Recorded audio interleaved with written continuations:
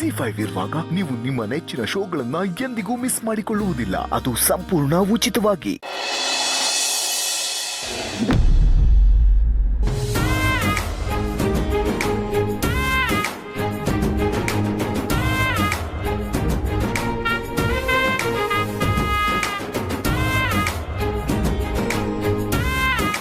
ಯಜಮಾನ್ರೆ, ನಾನು ಕುಂಕುಮ ಇಟ್ಕೋಬೇಕು ಬಿಡಿ. ನಾನು ಹೇಳ್ತೀನಿ.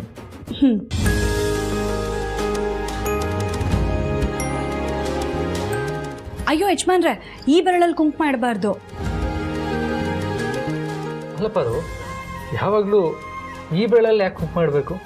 ಅನಾದಿ ಕಾಲದಿಂದನೂ ಹೆಣ್ಣಾಗಲಿ ಅಥವಾ ಹೆಣ್ಣಿಗೆ ಗಂಡ ಆಗಲಿ ಹಣೆಗೆ ಈ ಅನಾಮಿಕ ಬೆರಳಲ್ಲೇ ಕುಂಕುಮ ಇಡ್ತಾ ಬಂದಿರೋದು.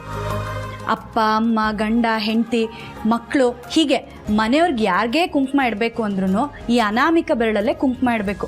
ಅದೇ ಶ್ರೇಷ್ಠ, ಅದೇ ನಮ್ಮ ಸಂಪ್ರದಾಯ ಕೂಡ. ಹಾಗಂತ ಬೇರೆ ಬೆರಳಲ್ಲಿ ಕುಂಕುಮ ಇಡಬಾರ್ದು ಅಂತೇನಿಲ್ಲ. ಆಯಾ ಸಂದರ್ಭಕ್ಕೆ ತಕ್ಕಂತೆ ಬೆರಳುಗಳನ್ನ ಬಳಸ್ತಾರಷ್ಟೆ. ಹೌದಾ? ಹೇಗೆ? ಹೆಬ್ಬೆರಳನ್ನ ಜಯದ ಸಂಕೇತ ಅಂತಾರೆ. ಇದನ್ನ ತಿಲಕ ಅಥವಾ ರಣತಿಲಕ ಇಡೋವಾಗ ಉಪಯೋಗಿಸ್ತಾರೆ. ಅಂದರೆ ಯಾವುದಾದ್ರೂ ಕೆಲಸದಲ್ಲಿ ಗೆದ್ದಾಗ ಅಥವಾ ಈ ಹೊಸ ಮನೆ ಪ್ರವೇಶ ಮಾಡೋ ಸಂದರ್ಭದಲ್ಲಿ ಈ ಬೆರಳಿಂದ ಕುಂಕುಮ ಇಡ್ತಾರೆ. ತೋರ್ ಬೆರಳನ್ನ ಕೆಟ್ಟದಕ್ಕೆ ಅಂದರೆ ಈ ಮಾಟ ಮಂತ್ರ ಅಂತಾರಲ್ಲ ಅದಕ್ಕೆ ಉಪಯೋಗಿಸ್ತಾರೆ. ನಮ್ಮ ಪರಿವಾರ ಬಿಟ್ಟು ಬೇರೆ ಜನರ ಹಣೆಗೆ ಕುಂಕುಮ ಇಡೋವಾಗ ಮಧ್ಯದ ಬೆರಳನ್ನ ಉಪಯೋಗಿಸ್ತಾರೆ. ಕಿರು ಬೆರಳಿಂದ ಕುಂಕುಮ ಹಚ್ಚದೇ ಇದ್ರು ದೇವ್ರ ವಿಗ್ರಹ ಅಥವಾ ಮೂರ್ತಿಗೆ ಕಿರು ಬೆರಳಿಂದ ಶ್ರೀಗಂಧ ಹಚ್ತಾರೆ. ಆದರೆ ಗಂಡ ಹೆಂಡತಿಗೆ ಈ ಅನಾಮಿಕ ಬೆರಳಿಂದನೇ ಕುಂಕುಮ ಇಡಬೇಕು. ಕುಂಕುಮ ಇಡೋದ್ರ ಹಿಂದೆ ಇಷ್ಟೆಲ್ಲ ಮಹತ್ವ ಇದೆ ಅಂತ ಇವತ್ತೇ ಗೊತ್ತಾಗಿದ್ದು ನನಗೆ. ಜನನಿ,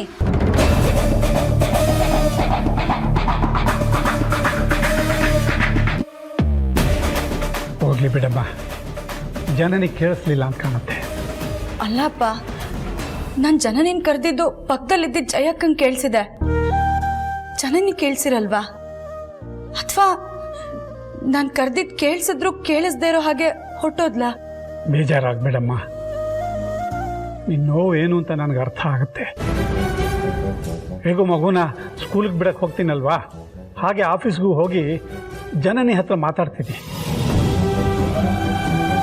ಬೇಡಪ್ಪ, ಅವಳಿಗೆ ಮೊದಲೇ ಈಗ ವ್ಯವಹಾರದಲ್ಲಿ ಒಬ್ಬ ಶತ್ರು ಹುಟ್ಕೊಂಡಿದ್ದಾನೆ. ಈ ವಿಚಾರನ ಅತ್ಯಮ್ಮಂಗೆ ಹೇಳಿ ಅತ್ಯಮ್ಮನ ಹತ್ರನೋ ಅಥವಾ ಬೇರೆ ಯಾರ ಹತ್ರನಾದ್ರೂ ಸಲಹೆ ತಗೋ ಅಂತ ಹೇಳಿದ್ರೆ ಅವಳು ಒಪ್ಪಲಿಲ್ಲ. ಅವಳಿಗೀಗ ಯಾರ ಸಲಹೆನೂ ಬೇಕಿಲ್ಲ ಅಪ್ಪ.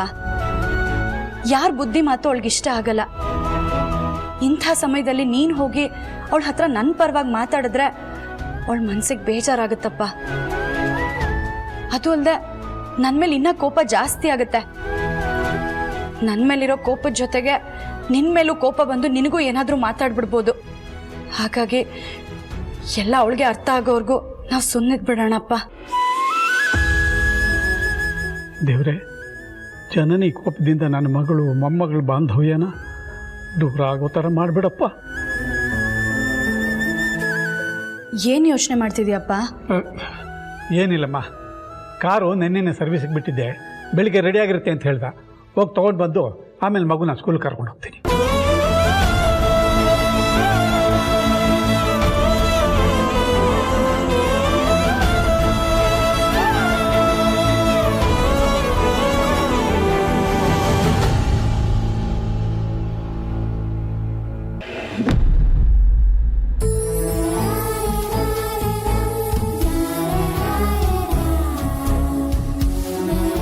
ಓಹೋ, ನಮ್ಮ ಪುಟಾಣಿ ಇನ್ನು ಸ್ಕೂಲಿಗೆ ಹೊರಟಿಲ್ವಾ?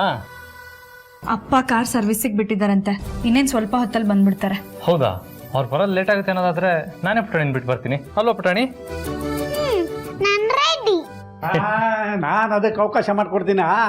ನೆನ್ನೆ ಸರ್ವಿಸಿಗೆ ಬಿಟ್ಟಿದ್ದ ಗಾಡಿನ ನಿನಗೋಸ್ಕರ ಬೇಗ ಹೋಗಿ ತೊಗೊಂಬಂದಿದ್ದೀನಿ.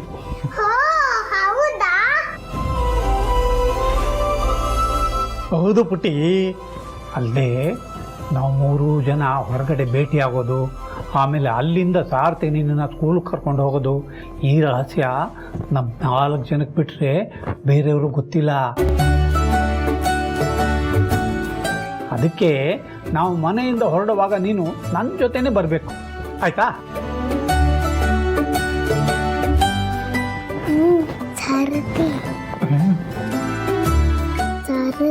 ಹಾಗಾದ್ರೆ ನಮ್ಮ ಮಾಮೂಲಿ ಜಾಗದಲ್ಲಿ ಸಿಗೋಣ, ಓಕೆನಾ? ಓಕೆ. ಬಾಯ್ ಬಾಯ್. ಬಾಯ್ ಪಾರು. ಬಾಯ್.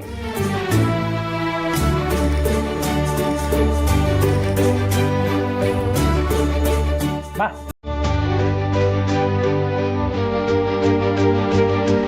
ಬಂಗಾರಿ, ಅದೇನು ಅಂತ ಕೇಳ್ಕೊಂಡು ಬೇಗ ಬಾ, ನಾ ಆಚೆ ಕಡೆ ಕಾಯ್ತಾ ಇರ್ತೀನಿ. ಏನ್ ಪಾರು? ಏನಿಲ್ಲ ಬಿಡು. ಓಹೋ, ಪಪ್ಪಿ ಕೊಟ್ಟಿಲ್ಲ ಅಂತನಾ? ಇನ್ನ ನಾನೇ ಕೊಡ್ಬೇಕಾ? ಇವತ್ ನೀನು ಸಾರಥಿ ಇಬ್ರು ನಂಗೆ ಪಪ್ಪಿ ಕೊಡಿ. ಸರಿ, ಕೊಡ್ತೀವಿ.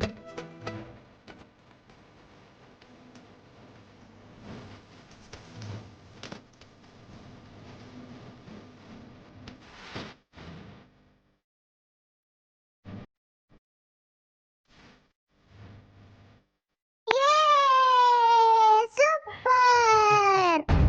ಬಾಯ್ ಸಾರಥಿ, ಬಾಯ್ ಪಾರು.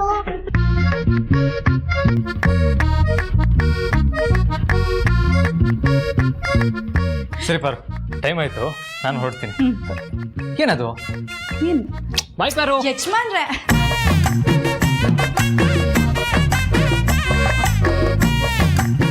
ನಾವೆಲ್ಲರೂ ಎಷ್ಟು ಅನ್ಯೋನ್ಯವಾಗಿದ್ದೀವಿ. ಹೀಗೆ ಜನನಿನೂ ನಮ್ಮ ಜೊತೆ ಮೊದಲಿನ ಹಾಗೆ ಇದ್ರೆ ಎಷ್ಟು ಚೆನ್ನಾಗಿರುತ್ತಲ್ವಾ?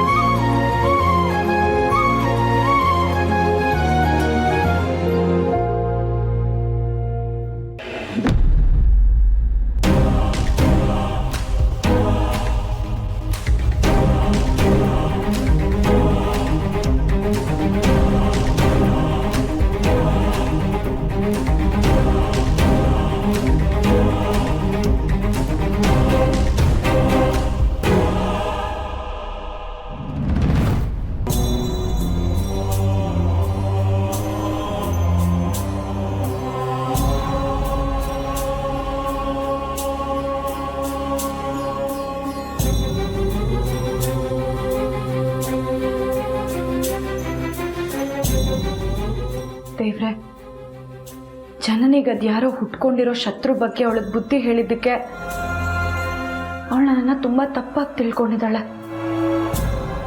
ಅವಳ ದೃಷ್ಟಿಲಿ ನಾನು ಬದಲಾಗಿದ್ದೀನಿ ಅಂತ.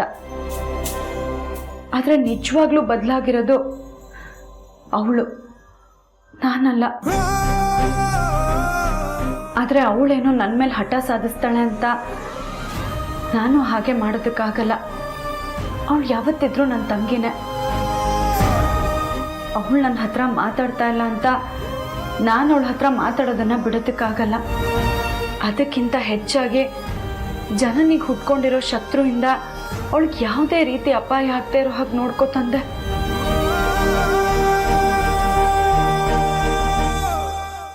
ZEE5 ಆಪ್ ಡೌನ್ಲೋಡ್ ಮಾಡಿ ಎಲ್ಲಾ ಸಂಚಿಕೆಗಳನ್ನು ಸಂಪೂರ್ಣ ಉಚಿತವಾಗಿ ನೋಡಿ.